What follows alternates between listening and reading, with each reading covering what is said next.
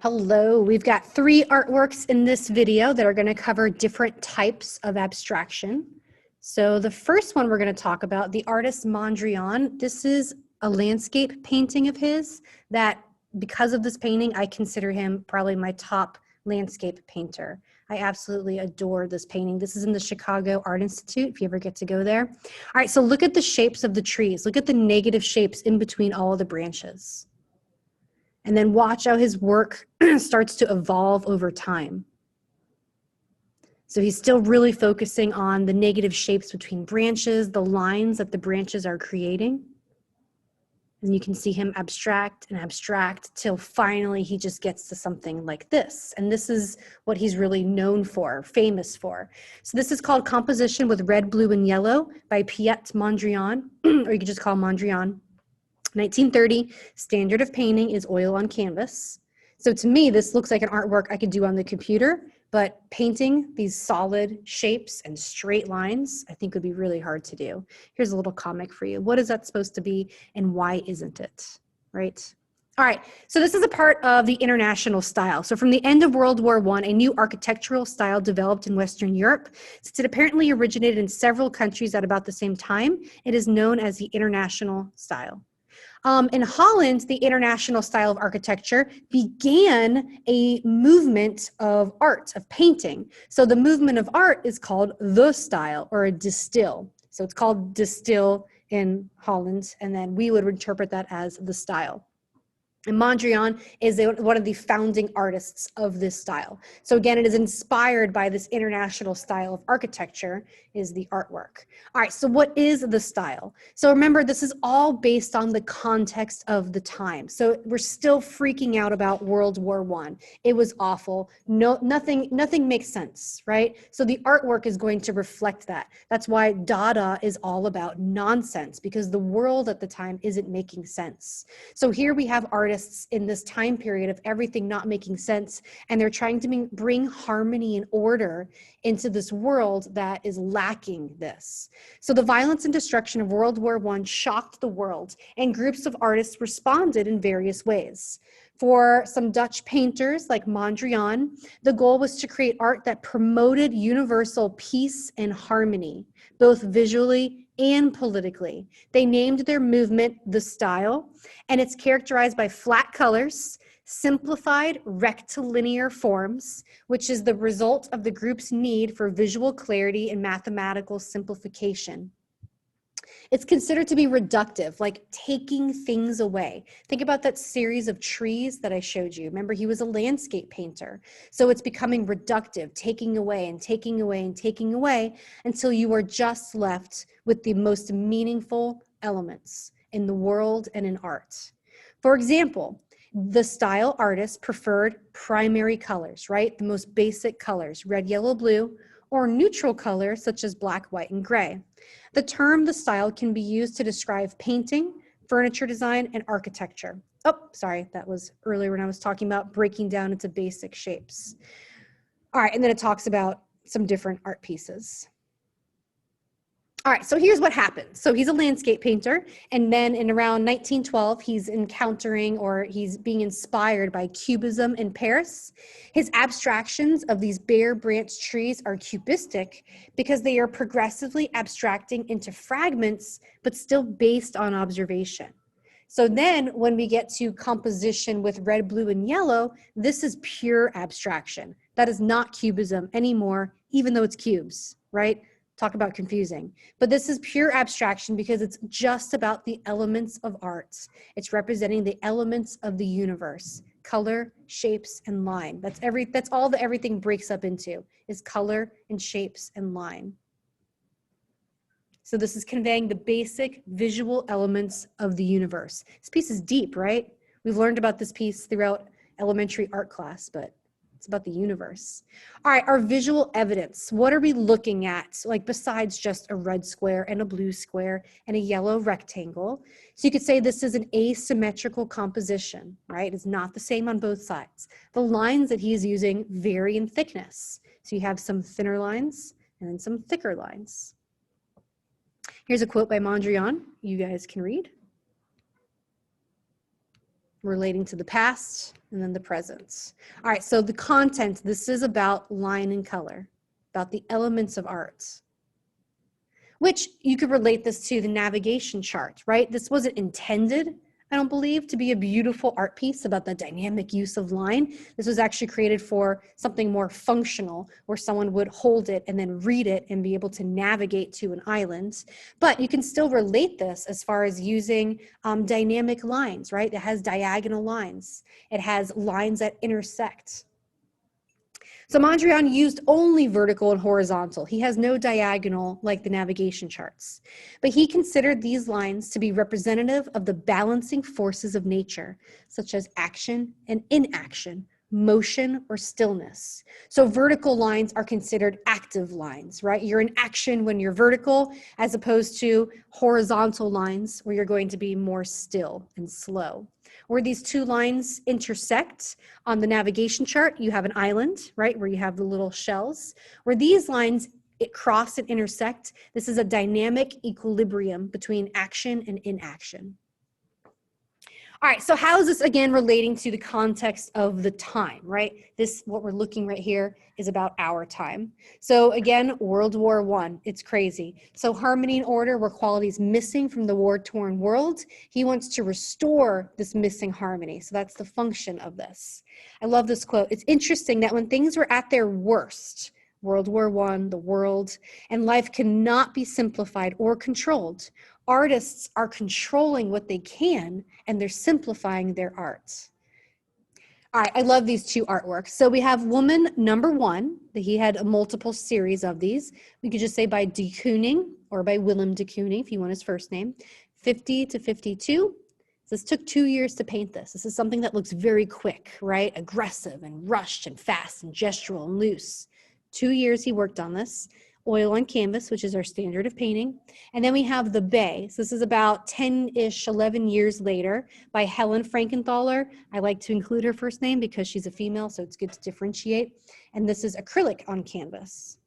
All right, so these are both considered abstract expressionism, but there's two branches of abstract expressionism. So there's action painting. And if you look at these three artworks by three different artists, you have Jackson Pollock on the top left. You could also call him Jack the Dripper.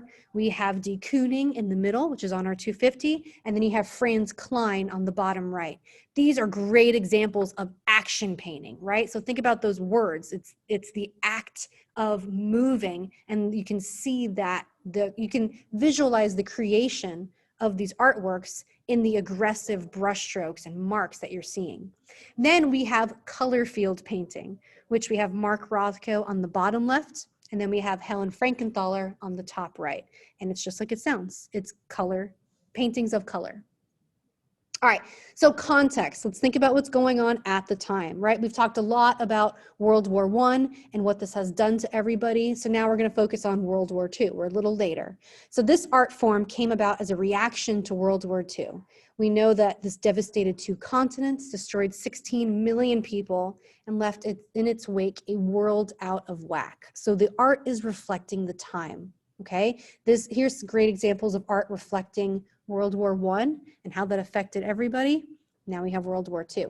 So many leading European artists and writers left the US, right? They come to New York. So we're going to see a shift in the art world from Europe to New York City. And this is really the first American avant-garde movement, the first time that Americans are doing something new and paving the way for the art world. All right, so abstract expressionism, and specifically action painting, is not just about the end product, it's how the artist got to that end product. So it's about the active process of creating, right? When we see a Jackson Pollock, or when I see a Jackson Pollock, I think of him painting it. I think of him standing over the canvas with a cigarette hanging over his, in his mouth, holding a paint bucket and just flinging paint everywhere. So the act of painting it is just as important as the actual piece. It's all about the energy, it's about the action, it's about motion. You can relate it to music. So when people say they don't get it, it's like criticizing Charlie Parker for not being able to follow a tune, right? That's what the art is all about. So here's Remember I said woman number one is a part of a series. So here's more in this series. So you could easily make some connections, right? What similarities do they have? What are we seeing throughout all of them? What are some differences? We have some doubles and some singles. All right, these are shocking because now we're actually moving back towards something figurative. At this point in art history or in the painting world, everything is all abstract. It's all about abstraction. And now we're starting to see figures. So this isn't totally abstract. We can see something. It's not just about the elements of art. There's actually a subject. There's a content being depicted. So this took the artist 2 years to complete. And he's estimated to have scraped and repainted it about 200 times. So he paints, he scrapes it off. He paints, he smudges it around. And he's using palette knives and paintbrushes and drips. So it's this continuous action of putting marks down and then removing it, and then moving the paint around, and then adding more, and then moving it. So it's a really layered surface. If you look at the subject, a woman, she seems really grotesque. If you look at her facial expression, she's very hostile, very powerfully sexual in how large some of her parts are, full of implied violence and intense passion. Colors are really garish and bright. You can easily relate this to the Venus of Willendorf, which is one of the oldest prehistoric artworks. It's not an R250, but this is a small fertility goddess figure. So de Kooning describes these paintings as images of a great fertility goddess, like those he saw in prehistoric statues, or as a composite, right? Combining stereotypes taken from the media and film, which could then tie into pop art, which we're going to soon. This is, all right, we're gonna watch a bit of the Khan Academy video talking about the history of figurative painting, right? We've seen a lot of it, and then we went to abstraction, and what does that mean that Willem de Kooning is going back to figurative painting again? What is he referencing? Willem de Kooning is one of the central abstract expressionists. He was friends with Jackson Pollock. He was spending time with Mark Rothko. And yet here's a man who goes back to the human figure. And large-scale seated female figure goes all the way back in the history of art to the Madonna. This is sacred art that has been brought into the 20th century and made profane. And commercial, the eyes, the emphasis on her breasts. I start to see the relationship to images of pinup girls, sexualized images of women with thick lipstick teeth showing and wide grins and mascara and eyeliner. It's such an interesting moment in American history. GIs coming back from the war, the representation of a woman either on the silver screen, on a movie poster. Taking on the sexualized, eroticized images of women, she comes forward toward us. She's overwhelming in her size. She fills up the canvas. It's important to remember that Willem de Kooning was one of the... All right, so that was Willem de Kooning with action painting, right? So now we're going to talk about the other abstract expressionism, which is color field painting. So here's examples by different artists. On the bottom left is one of my favorite Mark Rothko pieces that we have at the Nelson. And I love that it's barricaded, like you can't really get too close to it. But it's about the two different black, tones of blacks being up against each other. So after action painting comes color field painting. So this is coming out in the 1960s. This is lacking the aggression of action painting. These are not about aggressive mark making and quick marks and then reworking it. This is about color and about harmony and peace and calm. It's the interest in the relationship between one color and another. So this Mark Rothko that no one understands is supposed to evoke moods of transcendental meditation. You're supposed to meditate as you look at the two different tones of black and how they are relating to one another. So it's a pure devotion to color. Color is expressive. It's not about painting a subject. Characterized by a large abstract area of solid color. All right, Frankenthaler is classified as a second generation color field painter. So from Jackson Pollock, she adapted the method of pouring paint directly onto the canvas, as well as laying the canvas on the ground and using large scale canvases. So that is how she worked, very similar to Jack the Dripper or Jackson Pollock, except his is a lot more aggressive, hers are a lot more soothing and calm. So here's an example of the scale of her paintings. All right, so her process, how she's doing this. She would thin her acrylic paints to be very watery, kind of like watercolor. So since her paint is so thin, she can actually pour it, right? It's not thick from a tube like Van Gogh is using his, or like de Kooning is using his. She's pouring it onto this unprimed canvas. So typically you would have a layer of gesso so that the canvas would kind of sit on top of that gesso. Since she's not priming it, it's really soaking into the fabric. So she's really staining the canvas instead of painting onto it. Soaking into the fabric, the thin washes of pigment soak into the canvas rather than resting on top, and then the white fabric is kind of shining through. She is controlling it somewhat, so she can guide its flow. She can kind of pick up the canvas and move it. She could she could have sponges in areas she wants to block it. So her work is kind of this road between chance and control. She's allowing for things to happen, but she's still in control at the same time. And that's how she gets artworks like The Bay. But she's also titling it The Bay, right? So when we hear The Bay, we associate it with something. We think things. So the title refers to water and geography. So it's kind of hard not to look at this and then think about the bay and then not think about water and land and maps. Here's a picture of her recently. Her work conveys a serene feeling of nature while displaying a play with light and shadow with color.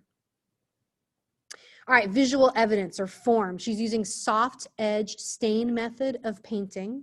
Looks like watercolor, but it's actually acrylic. You can describe it as an amorphous shape, like an unknown random shape with different layered tones. Amorphous, without a clearly defined shape or form. Oh, I love this. All right, sentiment and nuance are being squeezed out is crucial. The colors on the canvas don't have to represent something in particular, but can have a more ambiguous, emblematic quality for the viewer. The basic act of responding to color, the way one would respond to a sunset or to light from a stained glass window, simplicity and pure emotion through clarity of color and form. So if you relate this back to Mondrian, it's about the basic elements of the universe. We could all be thought of and broken into as line, color, and shape. And now we're at Helen Frankenthaler, where again, she's talking about the basic element of color and the simplicity and emotion relating to color. So that is her function. She wants the viewer to focus purely on the colors and the shapes found in the work. Function. And here's a fun project if you have some free time, piles of laundry and relating it to different paintings and different artworks throughout the 250. I love this one. All right, done.